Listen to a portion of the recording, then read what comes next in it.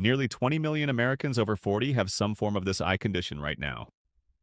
That's according to a 2022 study from the CDC's Vision and Eye Health Surveillance System, published in JAMA Ophthalmology. Most of them don't know it yet.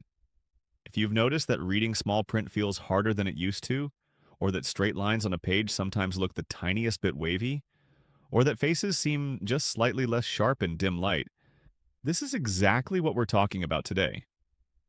Not blurry vision in general, a very specific kind of blur, right in the center of what you're looking at.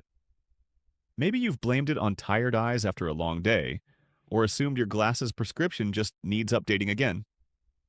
Sometimes that's exactly what it is. But sometimes it's something else entirely, and the only way to know the difference is to understand what you're actually looking for. This matters because the center of your vision is the part you use for almost everything that makes daily life work. Reading a text message, recognizing your grandchild's face across the room, threading a needle, reading the dashboard in your car. When this part of the eye starts to struggle, it doesn't take away your whole world. It takes away the middle of it, the exact part you need most. Your peripheral vision, the wider field around the edges, typically stays intact. That's actually one of the most reassuring facts in all of this, and it's rarely explained well. Here's something most people get wrong about this condition, and it matters. They think there's nothing you can do until it's already serious. That's not accurate. There's real research, not hype, not a miracle pill, showing that specific nutrients, in specific amounts, change the trajectory of this disease for many people. I'm going to walk you through exactly what the National Eye Institute found, what it actually means for you, and what a sensible, doctor-informed plan looks like. Before we go further, if you find this kind of clear, sourced explanation useful, hit subscribe and tap like. It helps this reach more people who are quietly dealing with the same thing and haven't had it explained well. Let's start with the myth that trips almost everyone up. Here's the misconception. People think macular degeneration means your eye is shrinking or wearing out, the way an old tire wears thin. A slow, simple, uniform decline. The same for everyone, that vitamins can magically reverse once it's underway. That's not how it works, and getting this wrong leads people to either panic unnecessarily or expect a supplement to do something it can't. It's an easy thing to believe. We're told vision just goes with age, the way hair grays. Supplement bottles at the pharmacy show dramatic before and after eye charts, implying a pill restores sight. Neither one is the full picture. Here's what the research actually shows. Age-related macular degeneration, or AMDE, that means damage to the macula, the small central part of your retina responsible for sharp, detailed vision, develops in stages. Early stage, intermediate stage, late stage, which can be either the dry form or the wet form. The National Eye Institute's own research is clear on something important. Nutritional supplements don't prevent AMD from starting, and they don't reverse damage that's already happened. What the evidence does show is that a specific tested combination of nutrients can slow the progression from intermediate AMD toward the late, vision-threatening stage by about 25%, according to the NEI's AREDS2 trial. Think of your macula like the center of a dartboard with razor-sharp detail packed into a space smaller than a pea. Surrounding it is your peripheral retina, wider, blurrier, like the outer rings of that dartboard, good for noticing motion and shape but not for reading fine print. AMD slowly affects that tiny, detail-rich center. It rarely touches the outer rings. That's why people with AMD can usually still get around safely. They lose the bullseye, not the whole board. It also helps to know that AMD comes in two distinct forms, because the word macular degeneration gets used as if it's one single thing, and it isn't. The dry form is far more common, accounting for roughly 90% of all AMD cases according to clinical research on the disease, and it progresses slowly over years through that drusen buildup we'll get into next. The wet form is less common but more urgent. Abnormal blood vessels grow where they shouldn't and leak fluid, which can cause faster, more noticeable vision changes. Everything we're discussing today, including the nutrient research, is most relevant to the dry form and to slowing its progression toward advanced stages. So if you've noticed that center of vision fuzziness creeping in, not totally losing sight, just a stubborn blur right where you're looking, this is very likely what's beginning. And the encouraging part is that this stage, intermediate AMD, is exactly the stage where the research on nutrition has the clearest, most repeated evidence behind it. Let's get into how this actually happens inside your eye. Your retina sits at the back of your eye like wallpaper lining the inside of a camera. It's the light-sensing tissue that turns what you see into signals your brain can read. Right in the middle of that retina sits the macula, a small oval patch, smaller than a fingernail, packed with the highest concentration of light-sensing cells anywhere in your eye. Your macula does one job extremely well: sharp, central, detailed vision. Reading, recognizing faces, color, fine detail. Everything else in your visual field, your peripheral retina handles. Wider field, less detail, like a wide-angle lens compared to the macula's zoom lens. Underneath the macula sits a thin support layer called the retinal pigment epithelium. That means a layer of cells that feeds and cleans the light-sensing cells above it, the way soil feeds the roots of a plant. As you age, this support layer gradually becomes less efficient at clearing away cellular waste.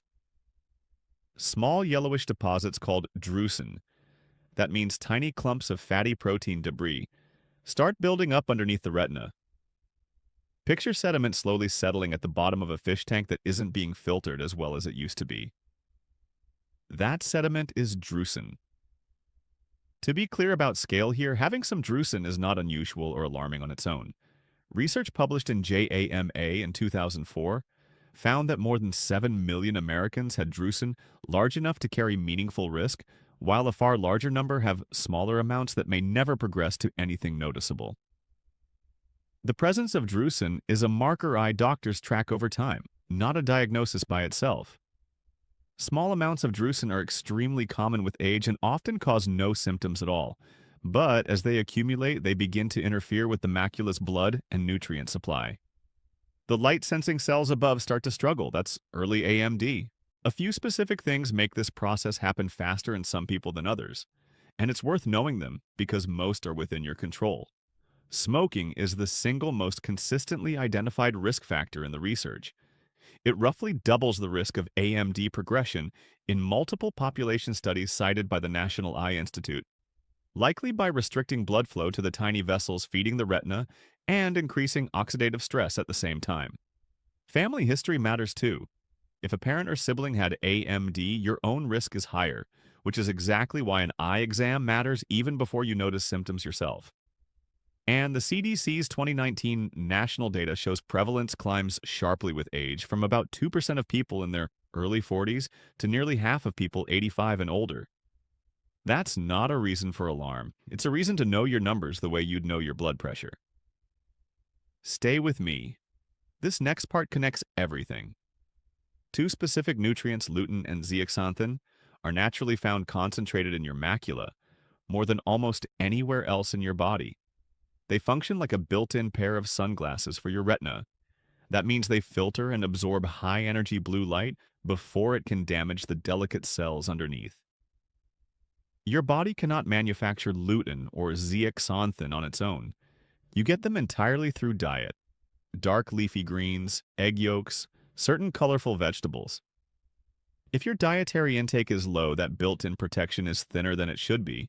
This is why blurred central vision happens, often not just because of age alone, but because of this slow accumulation of drusen combined with reduced antioxidant protection in a structure that's working overtime its entire life. Your macula never gets to rest. Every waking moment, it's processing light. That nonstop activity produces oxidative byproducts.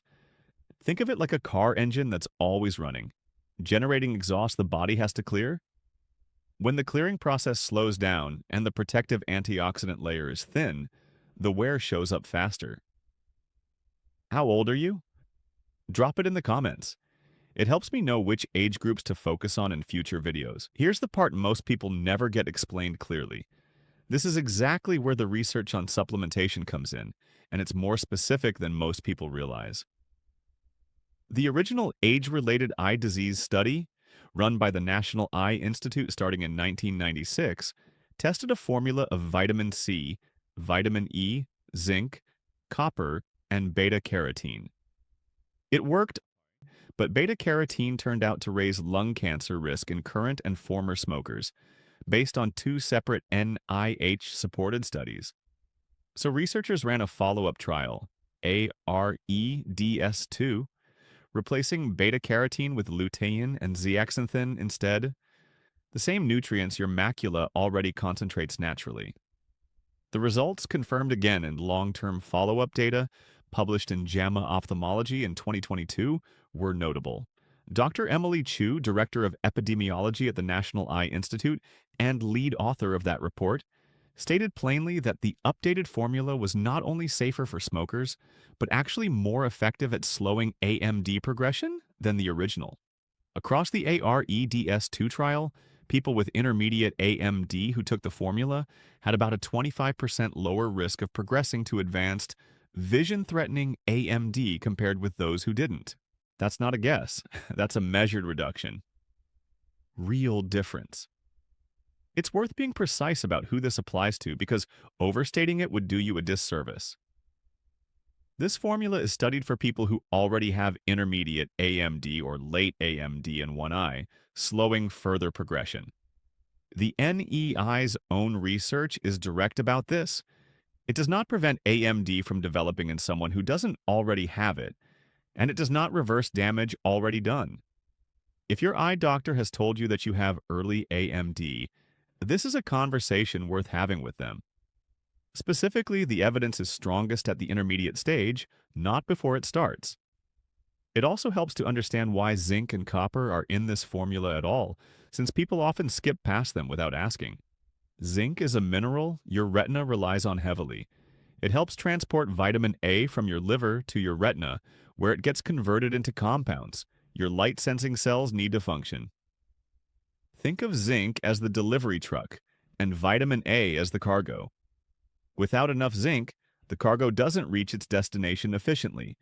But zinc at high doses can deplete your body's copper levels, which is why the AREDS2 formula deliberately pairs zinc with a small amount of copper to keep that balance steady rather than create a new deficiency while trying to fix the original problem. This is a good example of why the exact tested ratios in the formula matter more than just taking a large dose of any one ingredient on its own. Now here's where it gets genuinely interesting. A 2024 study reported in the journal Ophthalmology, led by NIH researchers, looked at something even further along, geographic atrophy, the advanced form of dry AMD. In that study population, the AREDS2-based formula was associated with slower progression of vision loss by an average of 55% over roughly 3 years of follow-up. That's a meaningfully large specific finding, and it extends the evidence further into later stages than researchers originally expected. None of this replaces actual treatment for wet AMD, which involves a completely different mechanism.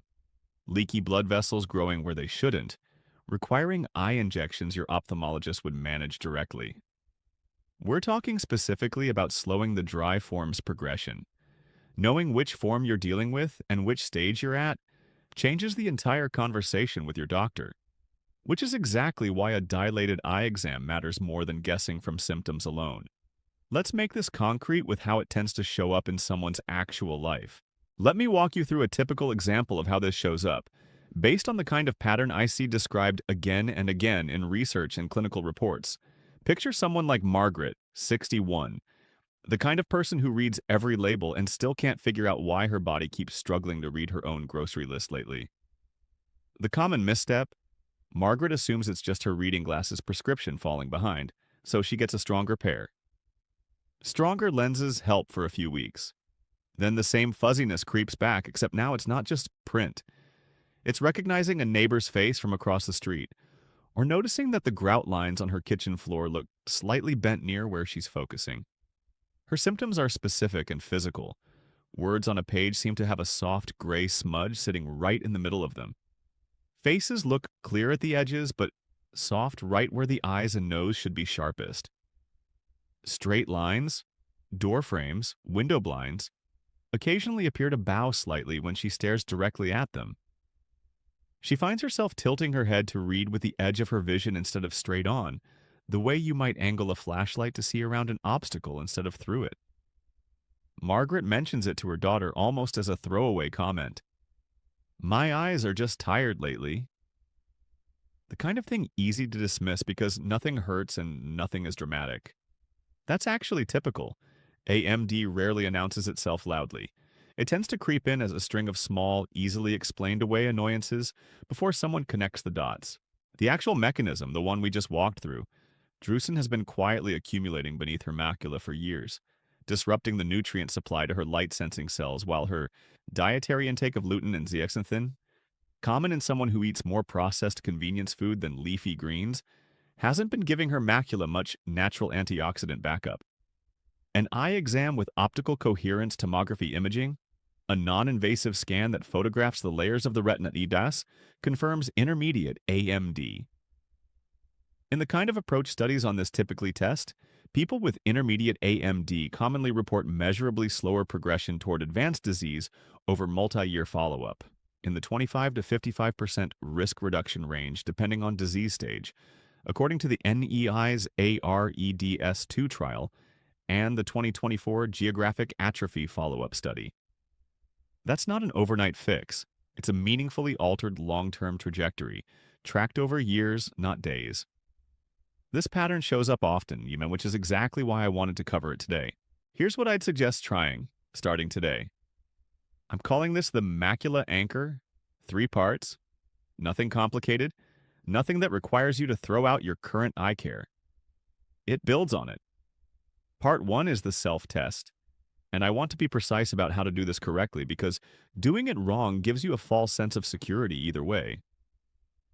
It's called the Amsler grid, a simple printed grid of straight horizontal and vertical lines with a dot in the center, and it's free to print from reputable sources like the American Academy of Ophthalmology or Bright Focus Foundation's websites. Here's exactly how to use it. Sit in good, even lighting, wearing your regular reading glasses if you use them. Hold the grid about 12 to 15 inches from your face, roughly the same distance as holding a book. Cover one eye completely. With your open eye, stare directly at the dot in the center, and without moving your eye, notice whether the lines around it look straight, or whether any area looks wavy, blurry, dark, or simply missing. Then repeat with the other eye covered. A normal result is straight, complete lines with no gaps. A result worth calling your eye doctor about is any area that looks distorted, bent, foggy, or blank, especially if it's new. Do this once, ideally as a baseline, and then periodically, not obsessively. Once a week is a reasonable rhythm unless your doctor tells you otherwise. Part 2 is what you reduce, and the mechanism matters here. Ultra-processed food high in refined carbohydrates has been associated, in research published through the National Eye Institute's broader AREDS dataset analysis, with a higher risk of AMD progression, likely because of how it affects blood sugar regulation and inflammation, both of which influence blood flow to the tiny vessels feeding your retina. Picture those vessels like the thin copper pipes behind an old wall. When circulation downstream gets sluggish, the structures furthest from the main line feel it first, and your macula sits at the very end of that line. You don't need to eliminate every treat. Reducing the daily baseline matters more than any single splurge. Here's something I wish more people knew sooner about smoking specifically, since we touched on it earlier. Quitting smoking is consistently associated with slower AMD progression in the research, and the benefit shows up even in people who've already been diagnosed. It's never framed in the literature as too late to matter. If this applies to you or someone in your life, it's one of the highest leverage changes the evidence points to. Part 3 is what you add, and this is where the research has the clearest mechanism behind it. Dark leafy greens, spinach, kale, collard greens, and egg yolks are the most concentrated natural dietary sources of lutein and zeaxanthin, the exact compounds your macula uses as its built-in light filter. The NEI's own guidance notes that getting these nutrients through food is a reasonable complement to, not strictly a substitute for, the tested supplement dose used in the AREDS2 formula for people who already have intermediate AMD. Fatty fish, rich in omega-3s, was also tested directly in the AREDS2 trial. On its own, it didn't add a statistically significant extra benefit beyond the core formula, but it remains a generally heart-healthy addition worth discussing with your doctor for reasons beyond just your eyes. This next part is the one people ask me about most. None of this is about chasing one miracle ingredient. It's about reducing the things that speed up wear on a structure that never gets to rest, while adding back the specific raw materials that structure was designed to use. That's a fundamentally different mindset than find the one vitamin that fixes it. And it's also a much more accurate one. Here's something I wish more people knew sooner about the supplement itself.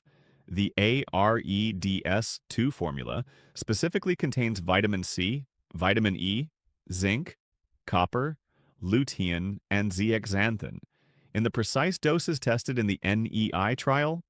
And dose matters here because megadosing beyond the studied amount isn't supported by this research and isn't automatically safer. What it does well, according to the evidence we've covered, is slow progression in people who already have intermediate or advanced AMD. What it doesn't do is prevent AMD from starting in the first place, treat wet AMD's blood vessel leakage, or improve vision that's already been lost.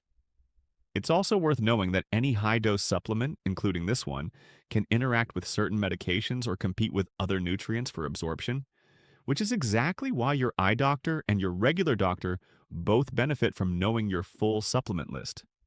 If you're on any medication for this condition or for anything else, talk to your doctor before changing anything. This is meant to add to your care, not replace it. I want to walk you through something carefully before we close.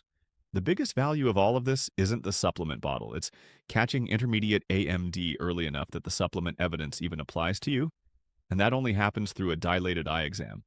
Something an Amsler grid alone can't fully replace, because some changes start before they're noticeable on a home test. Let me give you the 3 things to take away from today. First, AMD affects the small central part of your vision, not your whole visual field. And it develops in stages. This isn't a sudden, all-or-nothing event. Second, the AREDS2 formula, tested by the National Eye Institute, has real repeated evidence behind it for slowing progression. In people who already have intermediate or advanced dry AMD, not for preventing it from starting. Third, a simple, correctly done Amsler grid check and a diet rich in leafy greens are genuinely useful daily habits that work alongside your eye doctor's care, not instead of it. None of these 3 things require you to overhaul your life overnight.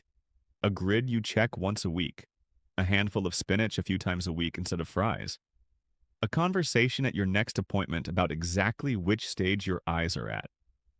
Small, specific, repeatable actions, not a dramatic before and after transformation, just a steadier trajectory than the one you'd have otherwise.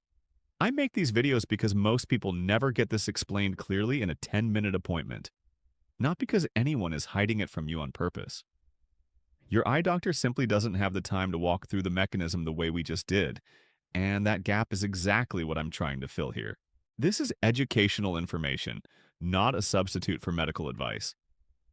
If anything here resonated with you, bring it up at your next eye exam and ask specifically where your vision falls on the AMD staging scale.